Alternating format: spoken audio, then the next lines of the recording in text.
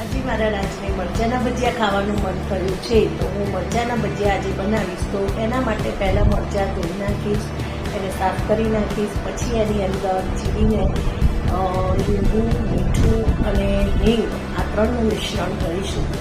એ મિશ્રણ ભરવાથી આપણા ભજીયા એકદમ ટેસ્ટી બને છે. ચાલો, જો મેં મિશ્રણ તૈયાર કરી લીધું છે.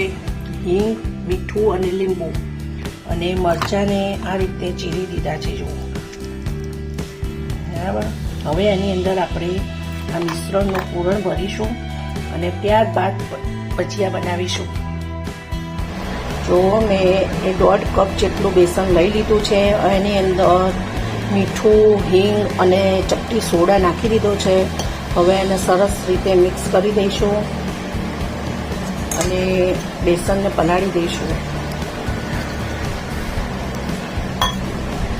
આપણે 10-15 મિનિટ પલળીને રાખીએ તો વધારે સારું, પણ જો આપણે ન રાખી શકીએ તો પણ કંઈ વાંધો નહીં, ભજીયા સરસ જ બને છે. જો આપણું બેસન તૈયાર છે, હવે એની અંદર આપણે મરચાં નાખીશું અને મરચાંને આ રીતે જોવાનું કે બેસન એકદમ બહુ જાડું ન હોવું જોઈએ.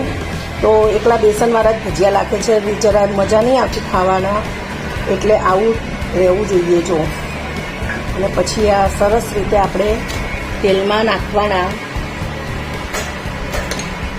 મરચાંના ભજીયા આપણે આમ કરીએ એટલે પછી એને ઊંધા કરી નાખવાના.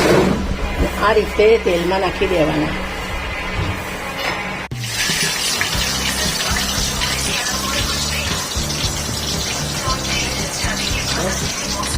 જો આપણા તૈયાર છે મરચાંના ભજીયા. હવે આપણે એને ખાઈને એન્જોય કરીએ. ચાલો.